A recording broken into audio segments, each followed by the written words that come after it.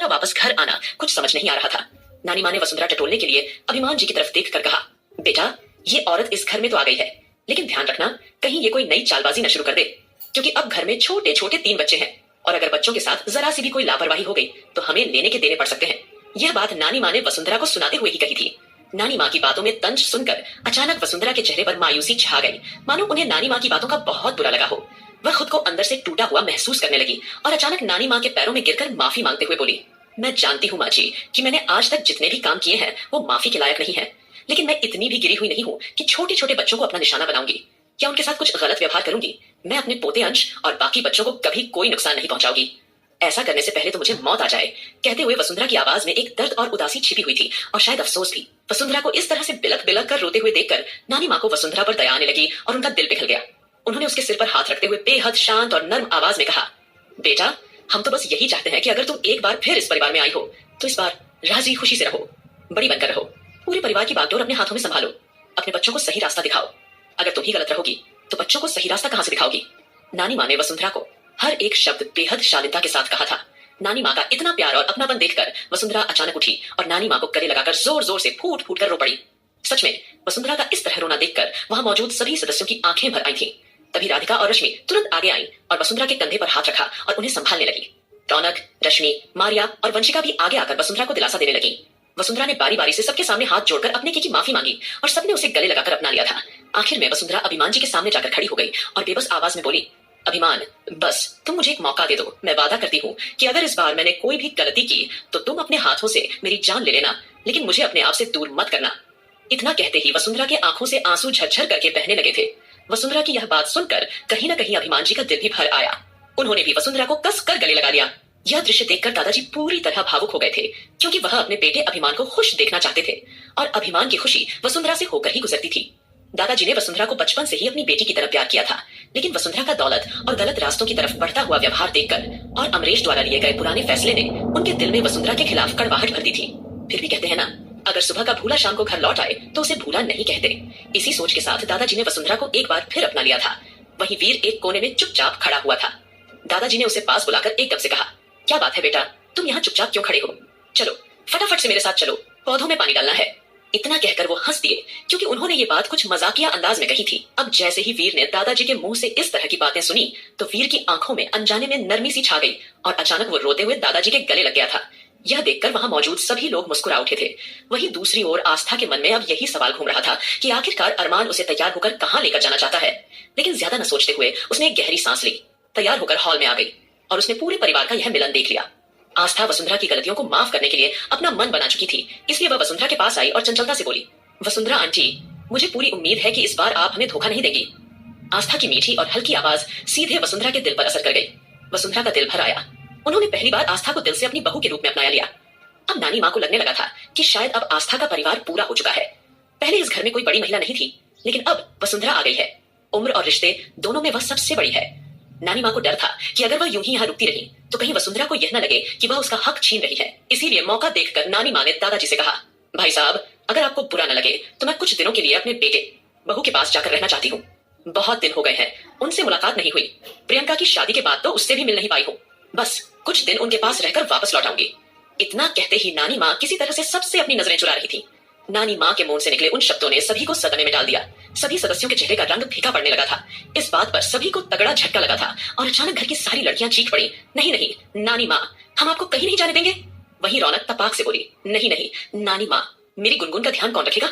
आप तो जानती है ना, वो मुझसे ज्यादा आपके पास रहती है। इस पर नानी माँ मुस्कुराकर कोमलता से बोली, बेटा बस कुछ दिनों की ही बात है, हम हमेशा के लिए थोड़ी ना जा रहे।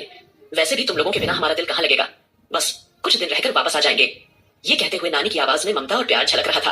अब सबको लगा कि अपने स्वार्थ के लिए नानी माँ को रोकना ठीक नहीं रहेगा। आखिर उनका भी अपना बेटा, बहू, पोती और अपनी जिंदगी है। अगर वह कुछ दिनों के लिए उनके पास रहना चाहती है तो उन्हें जाने देना चाहिए। तभी आकाश ने सबको समझाया, नानी माँ बिल्कुल ठीक कह रही है। अगर वो कुछ दिनों के लिए अपने बेटे बहू से मिलने जाना चाहती है तो हमें उन्हें जाने देना चाहिए। ये उनकी सेहत के लिए भी जरूरी है। आकाश की आवाज में सीरियसनेस साफ झलक रही थी, मानो वो भी नानी माँ के फैसले से सहमत हो। नानी माँ की सिचुएशन को समझते हुए सब खामोश हो गए, लेकिन अहान रूठे हुए अंदाज में बोला, नहीं बिल्कुल नहीं, मेरा तो नानी माँ के बिना एक दिन भी गुजारा नहीं होता। मैं रौनक के बिना तो रह सकता हूँ, लेकिन नानी माँ के बिना नहीं। यह कहते हुए उसकी शक्ल ऐसी थी मानो जैसे उससे कोई उसका प्यारा खिलौना दूर कर रहा हो। आहान की इस हरकत पर सब जोर जोर से खिलखिलाकर हंस पड़ते हैं। नानी माँ ने प्यार से आहान के कान पकड़ते हुए कहा, खबरदार बदमाश, अगर तूने हमारे पीछे हमारी बेटी और पोती को परेशान किया तो। और हाँ, ध्यान रखना, अपना और हमारी दोनों प्रिंसेस का खास ख्याल रखना। हम जल्दी वापस आ जाएंगे, तुम फिक्र मत करना। तभी आहान के पास खड़ा हुआ ध्रुव बोल पड़ा, ठीक है नानी माँ, आप तैयार हो जाइए, मैं आपको छोड़ कर आता हूँ। जाने से पहले नानी माँ ने एक बार फिर आस्था की तरफ रहस्यमयी अंदाज से देखा। इस पर आस्था ने पलकें झपकाई, फिर हाँ में गर्दन हिला दी और तब नानी माँ जल्दी ही ध्रुव के साथ चली गई। ठीक उसी वक्त आस्था के पास अरमान आया और आंखों के इशारों से उसे बाहर आने को कहकर वहां से चला गया। आस्था ने एक नजर दादाजी की ओर देखा जो अंश के साथ खेलने में बिजी थे। आज उनके चेहरे पर एक अजीब सी चमक थी। आस्था उनके पास जाकर बोली, दादाजी हमें थोड़ा सा काम है, तो क्या आप तब तक अंश का ख्याल रखेंगे? इस पर दादाजी अपनी जगह से उठे और आस्था के सिर पर हाथ फेरते हुए मीठी सी मुस्कुराहट के साथ बोले, मेरे बच्चे तुम जाओ और अपना काम करो, और हाँ अपना ध्यान रखना। बेटा, आज जो तुमने अपने अभिमान के लिए किया है, सच में हम उसके लिए तुम्हारे बहुत शुक्रगुजार हैं। हमने अभिमान की उदासी महसूस कर ली थी, लेकिन हम किसी से कुछ कहने की हिम्मत नहीं कर पाए। वसुंधरा बहुत कुछ कर चुकी थी और अब हमें इतनी हिम्मत नहीं बची थी कि हम वसुंधरा को एक बार फिर अभिमान या किसी और की जिंदगी में लेकर आ पाते। लेकिन अचानक जब अरमान उसे यहाँ लेकर आया, तब हम समझ गए कि जरूर तुमने ही कुछ किया होगा। बेटा, अब बस जल्द से जल्द अरमान की यादें वापस आ जाएं, उसके बाद हमें अपनी जिंदगी से कुछ नहीं चाहिए। ये कहते कहते दादाजी लगभग रोने को हो गए। इस पर आस्था ने तुरंत उन्हें गले से लगा लिया और उन्हें शांत कराते हुए बोली, हम सब ठीक कर देंगे दादाजी, आप बिल्कुल फिक्र मत कीजिए, सब ठीक हो जाएगा। इतना बोलकर आस्था ने अंश को किस किया और वहां से बाहर चली गई। वहीं आस्था और अरमान के जाने के बाद आहान, आकाश, सुमित, अबीर और अविनाश हैरानी से दरवाजे की ओर एक तक देखने लगे थे। उन्हें कुछ समझ नहीं आ रहा था कि आखिर अरमान क्या करने की कोशिश कर रहा है और वह आस्था को कहां लेकर जा रहा है। तभी अविनाश ने चुपके से सबको स्टडी रूम में आने का इशारा किया। इस वक्त सबके चेहरों पर अलग अलग एक्सप्रेशन थे। सभी एक एक करके स्टडी रूम में जमा हो गए थे। तभी वहां आहान की उलझन भरी आवाज सुनाई दी, आखिर अरमान भाई के दिमाग में चल क्या रहा है? इस पर आकाश बोला, ये बात तो साफ है कि अभी तक अरमान की यादें वापस नहीं आई हैं, क्योंकि अगर ऐसा हुआ होता तो अब तक अरमान ब्लैक डेविल के साथ साथ राजवीर की कब्र भी खुदवा चुका होता। कुछ ना कुछ ऐसा है जो हमारी नजरों से छुपा हुआ है। हमें अरमान और आस्था का पीछा करना चाहिए, कहीं वो किसी बड़ी मुसीबत में तो नहीं है। यह कहते हुए आकाश का चेहरा हल्का सा बदला। आकाश की आवाज में छुपी हुई चेतावनी भांपते हुए अबीर तुरंत बोल पड़ा, मैं जा रहा हूँ उनका पीछा करने। वैसे भी अरमान की मानसिक स्थिति मुझे कुछ ठीक नहीं लग रही, और उस वायरस को लेने के बाद तो वो और भी ज्यादा खतरनाक हो गया है। अगर उसने अपनी जिद में मेरी बटरफ्लाई को कुछ कर दिया तो। इतना कहते कहते अबीर थोड़ा रुक सा गया और जल्दी से अपनी बात करेक्ट करते हुए बोला, अरे मेरा कहने का मतलब ये है कि हमें बिल्कुल भी रिस्क नहीं लेना चाहिए। अगर आस्था को कुछ हो गया तो इसीलिए मुझे लगता है कि हमें उन्हें अकेला नहीं छोड़ना चाहिए। तभी वहां सुमित की ठंडी आवाज सुनाई दी, मुझे लगता है कि हमें उनके लौटने का इंतजार करना चाहिए।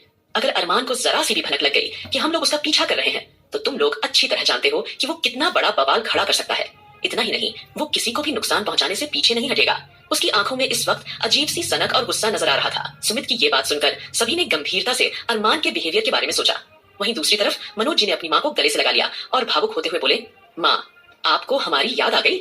ये सुनकर नानी माँ थोड़ी इमोशनल हो गई और कोमलता से बोली, अरे बेटा कैसे याद नहीं आएगी, तू हमारा इकलौता बेटा है। वैसे तो तू हमें हफ्ते में 1-2 बार फोन किया करता था, लेकिन पिछले 2 हफ्तों से तेरा फोन नहीं आया तो मुझे थोड़ी बेचैनी महसूस हुई, इसलिए मैं यहाँ तुझसे मिलने चली आई और अब मैं कुछ दिन यहीं रुकूंगी। कहते हुए नानी माँ के चेहरे पर प्यार और चिंता दोनों झलक रहे थे। वहीं दूसरी ओर जैसे ही सीमा जी ने नानी माँ को देखा तो वो भी चुपचाप आकर उनके पास बैठ गई। तब नानी माँ ने हल्की सी नजर पूरे घर पर डाली और अपने बेटे का चेहरा पढ़ते हुए बोली, पता नहीं बेटा, यहाँ का माहौल कुछ बुझा बुझा सा लग रहा है। इतना कहते ही उन्होंने सीमा जी को सवालिया नजरों से देखा। तब मनोज जी ने सीमा जी को अपनी आंखें दिखाते हुए ना में गर्दन हिला दी, जैसे वह अपनी पत्नी को कुछ बताने से मना कर रहे हो। लेकिन नानी माँ कहाँ मानने वाली थी। वह लगभग सीमा जी को डांटते हुए बोली, तू इस नालायक की शक्ल क्या देख रही है? बताओ बेटा क्या बात है? क्योंकि जब भी मैं यहाँ तुम सबसे मिलने आती थी, तू हमेशा मुंह छड़ा लिया करती थी, इस तरह कभी मेरे पास आकर नहीं बैठती थी। जैसे ही नानी माँ ने सीमा जी पर थोड़ा सा दबाव डाला तो सीमा जी की आंखें भर आई और वो फूट फूट कर रोने लगी। सीमा जी को रोते हुए देख के मनोज जी की आंखें हैरानी से फैल गई। तभी सीमा जी ने टूटे हुए शब्दों में धीरे धीरे नानी माँ को सब कुछ बताना शुरू कर दिया। इस पर नानी माँ के चेहरे की रंगत तुरंत बदल गई। जिस शक के चलते वो यहाँ आई थी, वो शक अब 100% यकीन में बदल चुका था। देर न करते हुए उन्होंने सीमा और मनोज जी को आश्वासन दिया, उन्हें समझाया और फिर आस्था को फटाफट मैसेज करना शुरू कर दिया। आहान ने नानी माँ को इतना तो सिखा ही दिया था कि वो आसानी से व्हाट्सएप पर आस्था को वॉइस मैसेज भेज सके। फिलहाल दूसरी ओर अरमान बड़ी ही खामोशी से कार चला रहा था और आस्था हल्का सा घबराते हुए उसकी ओर देख रही थी।